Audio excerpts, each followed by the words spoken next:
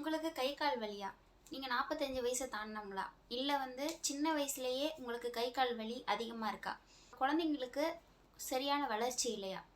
இல்லை இந்த மாதிரி பிரச்சனைகள் எந்த மாதிரி இருந்தாலுமே நம்ம என்ன முக்கியமாக பார்க்க வேண்டியது அப்படின்னு கேட்டிங்கன்னா கால்சியம் டெஃபிஷியன்சி அப்படின்னு சொல்லப்படுற கால்சியம்.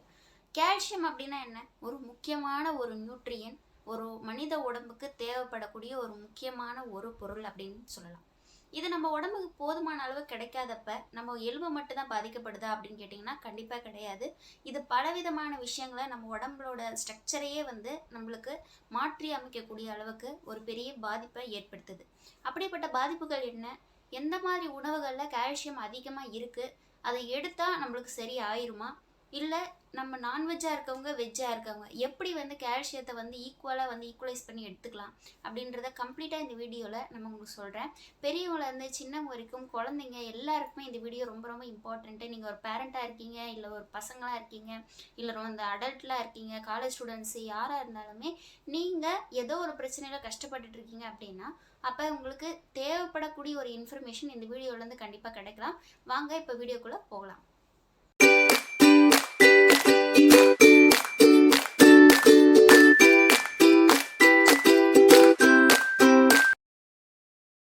கால்சியம் யார் யாருக்கெல்லாம் கால்சியம் ரொம்ப முக்கியம்? ஃபஸ்ட்டு நம்ம குழந்தையிலேருந்தே எடுத்துக்கலாம். இப்போ பால் ஊட்டக்கூடிய தாய்மார்கள், ஓகேங்களா? இப்போ குழந்தை வளருது அப்படின்னா ஃபஸ்ட்டு குழந்தை பிறந்த உடனே தாய்ப்பால் கொடுப்பாங்க, ஒரு 6 மந்த்தோ இல்லை 1 இயரோ. அப்போ அந்த டைமில் குழந்தைக்கு கண்டிப்பாக நம்ம தேவைப்படுற பொருள் அப்படின்னு கேட்டிங்கன்னா கால்சியம். ஏன்னா அவங்களோட எலும்புகளும் மசில்ஸும் அந்த டைமில் தான் வளரும். அப்போ தாய்ப்பால் அப்படின்றது அவங்களுக்கு ரொம்ப ரொம்ப இம்பார்ட்டண்ட்டு. அப்போ தாய்க்கு அப்படின்றது அவங்களுக்குமே கால்சியம் அப்படின்றது ரொம்ப ரொம்ப இம்பார்ட்டண்ட்டு. அவங்க கரெக்டான ஒரு இதில் இருந்தால் தான் குழந்தைக்கு தேவையான கால்சியம் அப்படின்றது கிடைக்கும். அப்போ குழந்தையோட போன் ஸ்ட்ரென்த்தும் சரி, மசில் ஸ்ட்ரென்த்தும் சரி நல்லா இருக்கும். ஓகேங்களா? அப்போ என்ன பண்ணணும்? யாருக்கு தேவை? ப்ரெக்னென்ட் ஆகி குழந்தைக்கு பால் ஊட்டக்கூடிய தாய்மார்களுக்கு கண்டிப்பாக கால்சியம் அப்படின்றது தேவை. அடுத்து குழந்தைகள் வளர்றவங்க, ஓகேங்களா? அவங்களுக்கு கண்டிப்பாக தேவை. ஓகேங்களா? 5லேருந்து 12 வயசுக்குள்ளே இருக்கிற எல்லா குழந்தைகளுக்குமே கண்டிப்பாக கால்சியம் அப்படின்றது ரொம்ப ரொம்ப தேவை. அடுத்து அடல்ட்டுன்னு பார்த்திங்கன்னா வேலை செய்வாங்க, நிறைய ஒர்க் இருக்கும், ஓகேங்களா? அவங்களுக்கும் கண்டிப்பாக கால்சியம் அப்படின்றது ரொம்ப தேவை.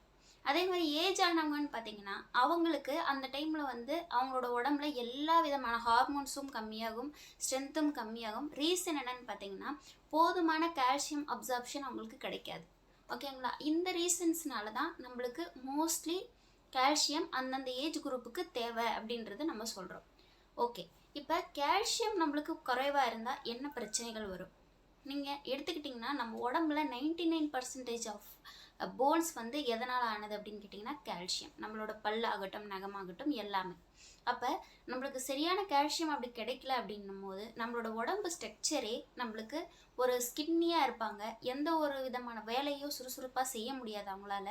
எந்த வேலையில் ஒரு ஈடுபாடு இல்லாமல் இருப்பாங்க. ஓகேங்களா? பெயின் இருக்கும் முக்கியமாக. இந்த பெயின் அப்படின்றது எப்படி வருது? கால்சியம் டெஃபிஷியன்ஸுக்கும் பெயினுக்கும் என்ன சம்மந்தம் அப்படின்னு நீங்கள் கேட்டிங்கன்னா நீங்கள் ஒவ்வொரு டைமு உங்களோட கையையோ காலையோ அசைக்கும் போது உங்களோட பிரெயின்லேருந்து உங்களோட பாடி பார்ட்ஸுக்கு கமெண்ட் கிடைக்கும். என்ன கமெண்ட் அப்படின்னு கேட்டிங்கன்னா நீ இதை எடு, இதை செய் அப்படின்னு சொல்லிட்டு கமெண்ட் கிடைக்கும். அந்த கமெண்ட் கிடைக்கும்போது நம்மளோட மசில்ஸில் இருக்கக்கூடிய அந்த கால்சியம் என்ன பண்ணும் அப்படின்னு கேட்டிங்கன்னா அது ரிலீஸ் பண்ணும்போது நம்மளோட கையை நம்ம ஃப்ளெக்சிபிளாக அசைக்க முடியும், நம்மளால ஒரு வேலையை செய்ய முடியும். ஓகேங்களா? அப்போ நம்மளுக்கு கால்சியம் போதுமான அளவு கிடைக்கல அப்படின்னும் போது அந்த இடத்துல நம்மளுக்கு பெயின் அப்படின்றது வருது.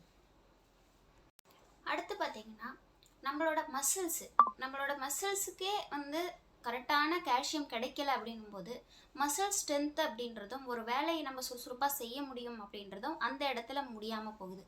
இப்போ ஏஜ் ஆனவங்களுக்குலாம் பார்த்தீங்கன்னா அவங்களுக்கு ஏன் இது கம்மி ஆகுது கால்சியம் அப்படின்றது அப்படின்னு கேட்டிங்கன்னா ஃபஸ்ட் ரீசன் பார்த்தீங்கன்னா விட்டமின் டி அவங்களுக்கு போதுமான அளவு எடுத்துக்கல அப்படின்றது அர்த்தம். அதாவது சன்னோட எக்ஸ்போஷர் இருந்தால் மட்டும்தான் நம்மளுக்கு விட்டமின் டி அப்படின்றது கிடைக்கும், இல்லை ஃபுட்டு மூலமாக நம்மளுக்கு கிடைக்கும்.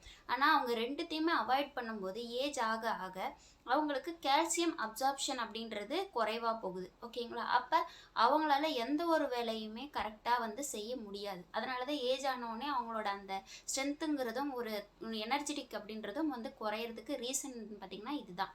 ஓகே, நம்ம கால்சியம் வந்து எப்படி தான் எடுத்துக்கலாம்? சரி, இவ்வளோ பிரச்சனைகள் வருது, இந்த மாதிரிலாம் இருக்குது, நம்ம சரி கால்சியம் எப்படி வந்து எடுத்துக்கலாம் அப்படின்னு கேட்டிங்கன்னா 2 விதமாக நம்ம கால்சியத்தை எடுத்துக்கலாம். ஒன்று பார்த்திங்கன்னா ஃபுட்டு மூலமாகவே டயட் மூலமாக நம்ம எடுத்துக்கிறது. 2வது சப்ளிமெண்ட் வைஸ் போடுறது.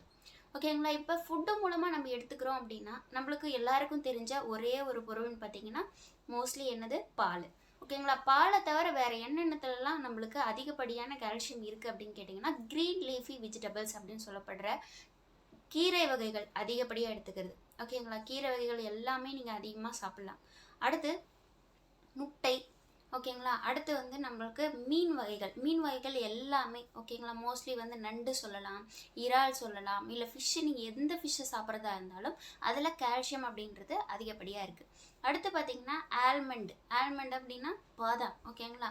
அதில் நட்ஸு சம்மந்தப்பட்ட எல்லாத்துலேயும் மோஸ்ட்லி அதிகமாகவே நம்மளுக்கு கால்சியம் அப்படின்றது இருக்குது. எக்ஸாம்பிள் ஷியா சீட் கூட சொல்லலாம். ஓகேங்களா? இதிலலாம் அதிகப்படியான கால்சியம் இருக்குது. நீங்கள் இதெல்லாம் சாப்பிடாதவங்களா இருக்கீங்க அப்படின்னா இப்போ இருந்தே நீங்கள் ரெகுலராக கொஞ்சம் கொஞ்சமாக வந்து சாப்பிட ஆரம்பிக்கலாம். எந்த ஏஜ் குரூப்பாக இருந்தாலுமே அவங்களுக்கு இது ரொம்ப ரொம்ப நல்லது. அடுத்து பார்த்திங்கன்னா நம்ம கால்சியமை சப்ளிமெண்ட்டாக எடுத்துக்கிறது யார் யாருக்கெல்லாம் எடுத்துக்கலாம் அப்படின்னு கேட்டிங்கன்னா, நான் வெயிலுக்கே வந்து போக மாட்டேன், நெக்ஸ்ட்டு வந்து எனக்கு பால் பிடிக்காது, ஓகேங்களா, நான் வந்து நீங்கள் சொல்கிற எந்த பொருளுமே நான் சாப்பிட மாட்டேன் அப்படின்றவங்க பர்ஃபெக்டாக டாக்டர் கன்சல்ட் பண்ணி அவங்களுக்கான சப்ளிமெண்ட்ஸை, கால்சியம் சப்ளிமெண்ட்ஸை எடுக்க ஆரம்பிக்கலாம். அந்த பர்ஃபெக்டான ஏஜ் குரூப் எந்த பிரச்சனையும் அவங்களுக்கு இல்லை அப்படின்னா. ஓகேங்களா? அது வந்து ஒரு மெடிக்கல் அட்வைஸ் பண்ணி தான் நம்ம எடுக்கணுமே தவிர நம்மளா வந்து டேப்லெட் எடுக்கக்கூடாது. ஓகேங்களா? அடுத்து பார்த்திங்கன்னா எனக்கு ஓகே, நீ இவ்வளோ பிரச்சனைகள் சொன்னீங்க, இவ்வளோ ரிசல்ட் சொன்னீங்க, இவ்வளோ ஃபுட்டெல்லாம் சொன்னீங்க, சரி ஓகே, கால்சியம் எனக்கு அதிகப்படியாக இருக்குது அப்படின்னா எனக்கு என்ன மாதிரி சிம்டம்ஸ் இருக்கும் அப்படின்னு கேட்டிங்கன்னா, உங்களுக்கு கால்சியம் அதிகப்படியாக இருந்துச்சு அப்படின்னா வாமிட்டிங்கு, டயர்ட்னஸ்ஸு, நெக்ஸ்ட்டு வந்து உங்களுக்கு எப்பயுமே ஒரு கிடி ஃபீலிங், இந்த மாதிரிலாம் இருக்கலாம். ஓகேங்களா? நீங்கள் வந்து செய்யக்கூடிய வேலைகளை முழு ஈடுபாடாக செய்ய மாட்டீங்க. ஓகேங்களா? ஆனால் இப்போ இருக்கிற காலகட்டத்தில் நிறைய பேருக்கு கால்சியம் டெஃபிஷியன்சி அப்படிங்கிறது தான் இருக்குது. என்ன ரீசன்னு கேட்டிங்கன்னா, போதுமான ஃபுட்டு, அந்த கால்சியம் சம்மந்தப்பட்ட பாலோ தயிரோ இந்த மாதிரி பொருட்களை எடுத்துக்கிறத அவாய்ட் பண்ணிக்கிறாங்க. அதனால தான் அவங்களுக்கு வந்து தேவையான கால்சியம் அப்படின்றது கிடைக்காம போகுது. அது நிறைய பிரச்சனைகளை பாடியில் க்ரியேட்டும் பண்ணுது. அதனால் முடிஞ்ச வரைக்கும் கால்சியம் ஃபுட்ஸை எடுத்துக்கிட்டு நம்மளோட போன் ஹெல்த்தை நம்ம இருக்கிற வரைக்கும் மெயின்டைன் பண்ணுறதுக்கு ட்ரை பண்ணுங்கள். கண்டிப்பாக வந்து அது ரிசல்ட்டும் கொடுக்கும். ஃபுட்லேயே நீங்கள் வந்து போன் ஹெல்த்தை கரெக்டாக மெயின்டைன் பண்ணலாம், மசில்ஸை மெயின்டைன் பண்ணலாம். இது உங்களுக்கு இந்த வீடியோ உங்களுக்கு கண்டிப்பாக வந்து யூஸ்ஃபுல்லாக இருந்திருக்கும் அப்படின்னு நம்புகிறேன். உங்களுக்கு இந்த மாதிரி யூஸ்ஃபுல்லான டிப்ஸ் தெரிஞ்சுக்கணும் அப்படின்னா நம்மளோட சேனலை மறக்காமல் வந்து சப்ஸ்கிரைப் பண்ணிக்கோங்க. உங்களுக்கு இந்த வீடியோ பிடிச்சிருந்துச்சு அப்படின்னா இந்த வீடியோக்கு ஒரு லைக்கும் பண்ணிடுங்க.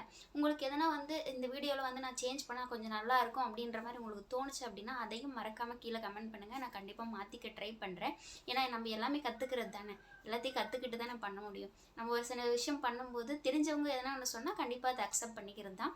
எனக்கு இந்த விஷயத்தில் வந்து புதுசு யூடியூப் சேனல் அப்படின்றது. நீங்கள் எதனா ஒன்று விஷயம் சொல்லும்போது கண்டிப்பாக அதை அக்செப்டட், நான் கண்டிப்பாக அதை வந்து திருத்திக்கிறதுக்கு ட்ரை பண்ணுறேன்.